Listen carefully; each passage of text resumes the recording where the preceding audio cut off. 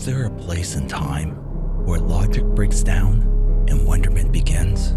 Makeshift Stories presents a monthly journey into the improbable. This month's story, 172, The Front, Part 1. Read by Mitchell Tew. Somewhere and sometime, you might have to reveal your carefully hidden secrets in order to help your friend. Hey, Chad. You're early this year. Rick, the proprietor of the local chicken fritter inn, noted as I hand-cranked the used cooking oil out of one of the old grease-stained barrels next to the dumpster. The water level was rising in the basin, more rain than usual up north, I explained distractedly. With all the extra moisture, it was either going to flood or stir the atmosphere or something with the evaporation and get the heavy weather going sooner than usual. Plus, the pickings in the dumps were getting slim. Either way, Crystal and I thought we should get out before the rush. Rick topped up one of the barrels from a yellow, cut-off plastic bucket, which looked like it had been around decades longer than we had been stopping here, then wiped his hands on a batter-stained apron. We could use some of that moisture. It all stops at the end of the Great Lakes. There wasn't really any snow over the winter. A lot of dust, but no snow. I hear the lakes north of here are starting to dry up. Funny, isn't it? Funny? I questioned, checking a gauge on the side of the Roadmaster, then moving the hand pump to the next barrel and inserted its hose through the small opening in the top. Yeah, you know, how the lower Mississippi is becoming a tornado-infested swamp. Well, around here it's like Death Valley more times than not. You're lucky we're still open. A lot of people have been leaving. It's been that bad, huh? Yeah, in the off-season, Rick confirmed, then stood for a moment watching me. We've done better than most, 'cause we're on the highway near the monument. He nodded across the aging 4 lanes to a stocky-looking obelisk made of riverstone and gray cement with a small metal ball on top. The concrete platform it had been craned onto a few decades after it was built was prematurely succumbing to entropy and was well on its way to becoming a pile of broken rubble. No one bothered to make anything that would last these days, I mused. On a large, black metal plaque partially worn away, letters proclaimed, Geographical Center of North America, Rugby, ND. My eyes moved past the diminutive monument to the horizon behind the roof of a gas bar cum fast food joint, which, judging from the gray, weathered plywood nailed over the windows, had been abandoned some time ago. There was a worrying line of yellowish gray clouds beginning to form, clouds that didn't belong in North Dakota before the spring equinox. Believe it or not, people still stop to get their pictures taken beside it, Rick informed me. Town council keeps claiming they're going to restore it. They're afraid we'll lose out to the Paul Bunyan and Blue Monument in Bemidji. They rebuilt theirs last year. He shrugged, looking more defeated than I had ever seen him.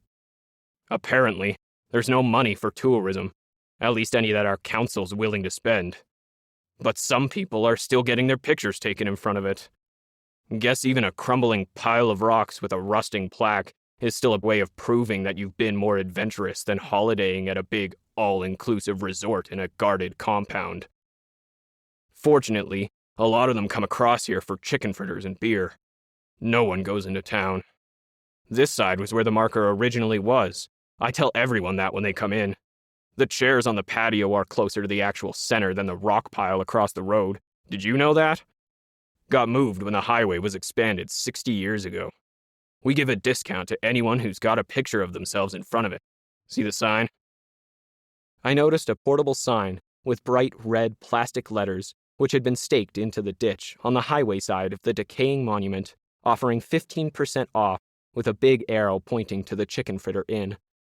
Center your appetite on the best, small letters proclaimed. An S had been used instead of a 5. No 5? I noted anxiously, checking the sky to the south. Got a deal on it. Still gets the message across. The sign was Crystal's idea, last time you two were through. Hey, where is your better half? I gave Rick a hard look. People always assumed we were a couple, but we were friends, just working together to survive. I met her by accident at a truck stop. Crystal's savings had run out after her pension fund went bankrupt. The manager had unwittingly invested in a mutual fund, which turned out to be a Ponzi scheme. The retirement home it had been paying for kicked her out, telling her that they weren't a charity. That had been several years ago, and living without AC down south these days is almost as good as a death sentence for a senior with any kind of health problem. It was edging past 120 on the dashboard thermometer when I got out of the ancient camper to top up the oil. Krista was melted against the shady side of the service bays. The owner hadn't offered a repair service there in years, but he had left the bays standing to attract people like me who mistook the place for something more than a gas bar. She watched me walk across the heat-softened asphalt to the cashier's air-conned booth and waited until I was close to the wall where she was ensconced in the shade. I was expecting to be hit up for change, but instead, she stiffly pulled herself off the wall of the building, leaving sweat stains behind, and yelled, "Hey, need someone to work on your camper? I can see it's struggling. Burning too much oil, right? I can fix that for a meal and shower, although I'm supposed to ask for cash. Even just a shower would work for me. That is, if you've got one in there." She nodded at my camper's full water tanks. A retired mechanical engineer, Crystal had made a deal with the truck stop owners, doing small repairs on the rigs, which helped bring back repeat customers. In turn, they let her live in one of the bays, which most days were hotter inside than the sun-softened parking lot. She preferred to work for food. Any money she accepted, the owners took 70%. Myself? I had been a mortgage broker before the crash, back when people still wanted to buy property as an investment, instead of seeing it as a liability which might get whacked by heavy weather. Insurance for such things was a distant memory. One of my last clients had offered me the camper as a thank you for the tip not to buy. I had saved them from a huge debt on an eventually worthless stretch of riverfront property, now a mosquito-infested swamp. As a former investment fund manager, I could see the real estate crash coming, but couldn't say anything without losing my job, or being sued, or both. Yet, I felt sorry for the guy. He had a family, and would have gone bankrupt like so many did. The tip-off of course cost me my job, which didn't really matter that much. I had some money put away from a dubious part of my career, and I was going to retire anyway. Then, 2 years later, after the dollar nosedived, didn't see that one coming, I found myself living in the camper. With the hyperinflation, all the money I had saved was reduced to pocket change or less. The camper was the only real asset I had left. I took Crystal up on her offer, and later that day, bought her dinner at a burger joint. I still had a little money in those days. I had been lucky enough to convert my savings to gold before the dollar became completely worthless. $2 million for 2 ounces of the stuff, and I counted myself lucky. The euros I had bought with my measly pile of bullion, and was burning through fast at the time, was what was paying for the soya burgers. Between ravenous bites, she explained her plan. Crystal claimed she just needed a partner, the little money I had left, and proceeds from the sale of my camper. I was initially and quite naturally suspicious. Crystal had spotted a motorhome, a relatively new roadmaster, someone had abandoned during the spring flood. The previous owners had got it stuck in the mud in an attempt to circumvent a traffic jam, then fled to keep ahead of the rising water. Sitting on state land, it was considered salvage under the new Disaster Recovery Act, and no one had claimed it. Crystal said she could fix it up and convert it to run on used cooking oil, so fuel would be cheap. To make money, she had designed a portable smelter which could melt down old electronics and recover the gold and other precious metals used in that stuff. Sure, it would mean a lot of old phones and keeping up wind of the toxic smoke, but with gold pushing past 7,000 euros an ounce, it wouldn't take much. The plan made sense. I didn't have the skills to pull something like that off, and Crystal didn't have the financial resources. For reasons I didn't and still don't want to discuss, I felt karma had presented me with this specific opportunity to make up for the past. We shook hands and never looked back. It was a modest living, traveling landfill to landfill, rooting out the discarded electronics, just keeping ahead of the heavy weather and local disasters. Fuel was virtually free. We had made deals along our routes with local restaurants to haul away their used cooking oil, which was simple to refine, a process Crystal had also designed. We ran the roadmaster on the stuff. Sometimes we paid a bit, but mostly the owners just wanted to get rid of it for free. But we weren't the only ones anymore. In fact, the roads were getting packed with migrants, wandering the country looking for work, usually unskilled labor to clean up after a flood, tornado, hurricane, or fire. But Crystal and I were too old for that kind of physical work. Sometimes we followed the migrating packs, looking for new electronic stumps at disaster recovery sites, and sometimes, like now, we cut out on our own. "She's at the store, trying to trade some recycled gold for supplies," I told him while I cranked the pump. Rick nodded thoughtfully. "The scavenging's been good, then?" Not really. It's not like the past couple of seasons.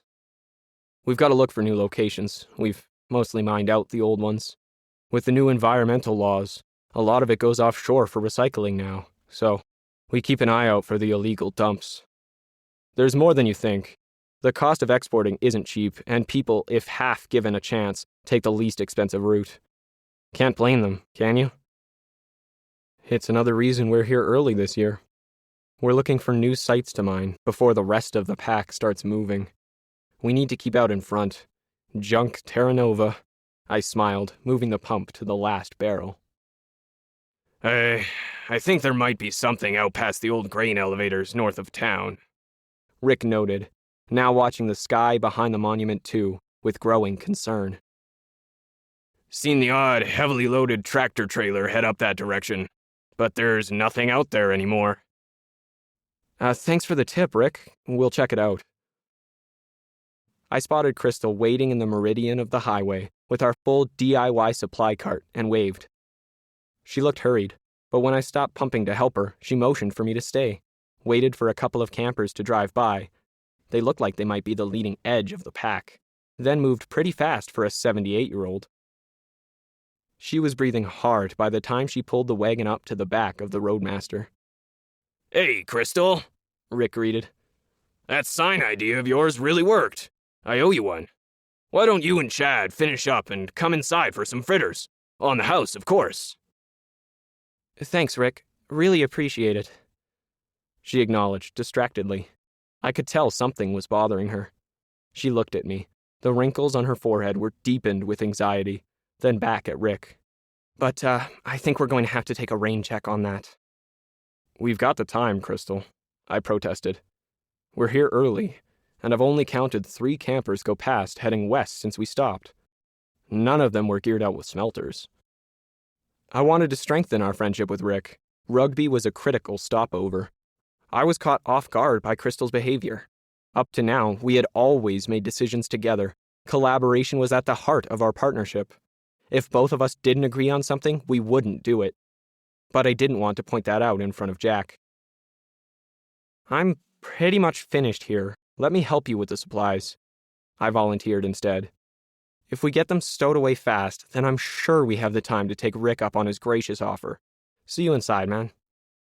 Rick smiled, then disappeared into the back door of his restaurant. Crystal pursed her lips, picked the first bag out of the cart, and headed up the steps into the cab of the Roadmaster. I followed, concerned, and annoyed with her behavior. "What's up with you?" She dropped her bag on the table, then rounded on me. "I hacked into the Wi-Fi in the grocery store while I was checking out." It was something Crystal could do with her eyes closed, but was totally beyond my capabilities. That's why I did the simple stuff like pumping fuel. "Chad, there's a big front coming this way from the south. It's almost here. The winds are gusting up to 100 miles per hour, blowing over buildings and picking up motorhomes like they were made of styrofoam." "How big?" "Biggest yet. Nothing like on record, well beyond predictions. We've got to get moving." "Okay," I conceded, a little bit stunned. Yes, the weather was unpredictable, but usually within a known range. "Can we at least say bye to Rick?" She nodded. As we made our way around to the front of the Chicken Fritter Inn, I noticed for the first time the awnings were made of heavy-looking metal, which could swing over the windows like steel eyelids. Jack already had his kitchen staff stripping the tables on the patio under the awnings, taking everything inside. Dodging a waitress carrying plastic chairs, we entered through the big glass doors. Rick noticed we were there and waved us over. He was watching the weather on an old 80-inch flat screen attached to the wall behind the bar. You could see where the ghost logos of various sports leagues were burned into the corners of the screen. "Real big storm," he commented nonchalantly, like it was something that happened every day. "I can appreciate your hurry, Crystal. For the road." He pointed to 2 takeout bags on the counter. "If you're headed west, you'll miss the worst of it. You've got a couple hours to get out of its way. We'll be in our bolt holes by then." One of the waitresses flipped the open sign to closed, and a grinding sound announced that the steel awnings had started to drop down over the vulnerable glass windows. "Gotta give everyone time to go to ground," Rick explained, noticing me watch the waitress we had passed on the way in hustle the last customer out the front door. "We're going north," Crystal corrected, then challenged me with an expression I had never seen before. "Too many fires out west, and the wind is just going to make it worse. We'll be running in front of the storm all the way to Nunavut." I was stunned into silence. It was the second time in less than 10 minutes Crystal had made a unilateral call. "All the way to the border wall at the 60th? Jack laughed. "Really? You two are crazy, man." "With the grass fires out west and now this storm, it's our best bet for the summer. And I hear they haven't started exporting their electronic trash yet." My heart jumped, trying to burst through my chest, and my mind began racing through options. "I can't," I blurted out, then shut up. Crystal looked concerned. "You can't what, Chad?" I needed time to think this through. Maybe I could change her mind once we got further north. Maybe I could convince her to run parallel to the border, find someplace just south of it, someplace that wouldn't require crossing it. "Chad?" Crystal's voice brought me back from a bad place. You were just standing there, staring into space. Come on, the storm's coming. We've got to keep ahead of it. Thanks, Rick." She pulled me out of the restaurant with one hand, clutching the takeout in the other. Dust was already beginning to dance across the parking lot on the rising wind. "I'll drive," Crystal volunteered.